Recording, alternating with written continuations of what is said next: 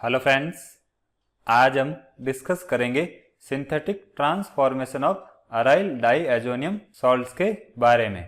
इसमें हम aryl diazonium salts की केमिकल रिएक्शंस को डिस्कस करेंगे। देखिए, अराइल डाईएजोनियम सॉल्ट्स की बात करें तो ये एरोमेटिक कंपाउंड्स के सिंथेसिस में वैल्यूएबल इंटरमीडिएट्स की तरह होते हैं और ये readily hydrocarbons, phenols, thiols, phenolic ethers, halogen derivatives, cyanides, acids, thioethers, sulphides etcetera में कन्वर्ट हो जाते हैं। अब देखते हैं इसकी कुछ रिएक्शंस।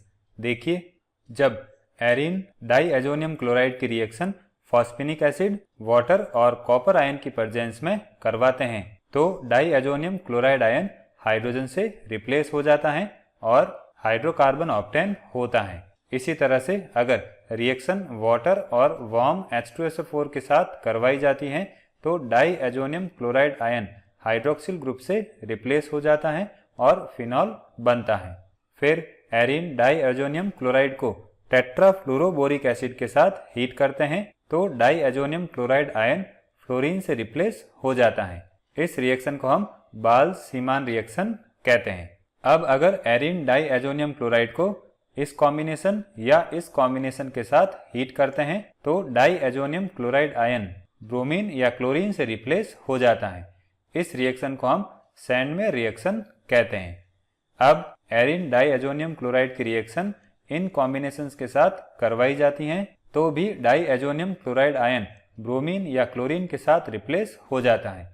इसको हम गाटरमान रिएक्शन कहते हैं। देखिए, गाटरमान रिएक्शन सैंडमेयर रिएक्शन की मॉडिफाइड रिएक्शन होती हैं। फिर एरीन डाईएजोनियम क्लोराइड की रिएक्शन पोटेशियम आयोडाइड के साथ करवाते हैं तो डाईएजोनियम क्लोराइड आयन आयोडीन से रिप्लेस हो जाता है। अगर एरीन डाईएजोनियम क्लोराइड की रिएक्शन कॉपर साइनाइड या पोटेशियम साइनाइड के साथ करवाते हैं तो diazonium chloride ion cyano group से रिप्लेस हो जाता है। अगर एरीन डाईएजोनियम क्लोराइड की रिएक्शन नाइट्रस एसिड और क्यूप्रस ऑक्साइड के साथ करवाई जाती हैं तो diazonium chloride ion nitro group से रिप्लेस हो जाता है। अब देखिए, अगर एरीन डाईएजोनियम क्लोराइड की रिएक्शन सोडियम आर्सेनाइड के साथ करवाई जाती है तो diazonium chloride ion arsenic group से रिप्लेस हो जाता है और अराइल आर्सेनिक एसिड ऑब्टेन होता है। इस रिएक्शन को हम बार्ट रिएक्शन कहते हैं। इसी तरह से अगर एरीन डाईएजोनियम क्लोराइड की रिएक्शन बेंजीन और NaOH के साथ करवाई जाती हैं तो diazonium chloride ion aryl group से रिप्लेस हो जाता है और बाईफिनाइल ऑब्टेन होता है। अब देखिए, अगर हम डाईएजोनियम सॉल्ट्स की बात करें तो इससे हम कई सारे ऐसे ऑर्गेनिक कंपाउंड्स सिंथेसाइज कर सकते हैं जो कि डायरेक्ट सब्स्टिट्यूशन रिएक्शन के थ्रू प्रिपेयर नहीं किए जा सकते। देखते हैं कुछ एग्जाम्पल। इसमें पहला पॉइंट हो जाएगा सिंथेसिस ऑफ मेटाब्रोमोटोल्यून फ्रॉम टोल्यून। देखिए, इसमें सबसे पहले टोल्यून का नाइट्रेशन नाइट्रिक एसिड और सल्फ्यूरिक एसिड की प्रेजेंस में करते हैं। फिर बनने वाले प्रोडक्ट का रिडक्शन करवाते हैं तो नाइट्रो ग्रुप अमाइन में रिड्यूस हो जाता है। फिर पैराटोल्यूडीन का एसिटाइलेशन एसिटिक एनहाइड्राइड की प्रेजेंस में करवाते हैं तो यहाँ पर एसिटामिडो ग्रुप आ जाता है। फिर इस कंपाउंड का ब्रोमिनेशन करते हैं और ब्रोमिनेशन करने के बाद एसिडिक हाइड्रोलाइसिस करते हैं जिससे कि एसिटामिडो ग्रुप अमाइन में कन्वर्ट हो जाता है। फिर इस कंपाउंड को सोडियम नाइट्राइट और HCl के साथ ट्रीट करवाते हैं तो डाईएजोटाइजेशन के थ्रू ये कंपाउंड ऑब्टेन होता है और इसकी रिएक्शन जब फॉस्फेनिक एसिड के साथ करवाते हैं तो ये ग्रुप हाइड्रोजन से रिप्लेस हो जाता है और मेटाब्रोमोटोल्यूइन ऑब्टेन होता है। अब देखिए, इस सारे प्रोसेस में ये स्टेप सबसे इम्पोर्टेंट स्टेप है। देखिए, इस कंपाउंड में मिथाइल और एसिटामिडो ग्रुप प्रेजेंट है तो एसिटामिडो ग्रुप मिथाइल ग्रुप के कंपैरिजन में स्ट्रॉन्गर ऑर्थो पैरा डायरेक्टर होता है और अगर पैरा पोजीशन ऑलरेडी ऑक्यूपाई होती है तो उस केस में जो ब्रोमीन है वो एसिटामिडो ग्रुप इफेक्ट में ऑर्थो पोजीशन पर इंट्रोड्यूस होती हैं। फिर नेक्स्ट पॉइंट हो जाएगा synthesis of para bromo benzonitrile from nitrobenzene. तो इसके लिए सबसे पहले नाइट्रोबेंजीन को एनिलीन में रिड्यूस करते हैं। इसके लिए नाइट्रोबेंजीन की रिएक्शन टिन और HCl के साथ करवाते हैं।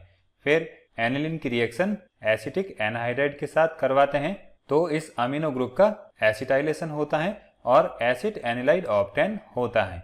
फिर इसका ब्रोमिनेशन करते हैं और ब्रोमिनेशन करने के बाद इस कंपाउंड का एसिडिक हाइड्रोलाइसिस करते हैं जिससे कि एसिटामिडो ग्रुप अमाइन में कन्वर्ट हो जाता है। फिर इस कंपाउंड की रिएक्शन सोडियम नाइट्राइड और HCl के साथ करवाते हैं तो डाई एजोटाइजेशन के through para bromobenzene diazonium chloride obtain होता है।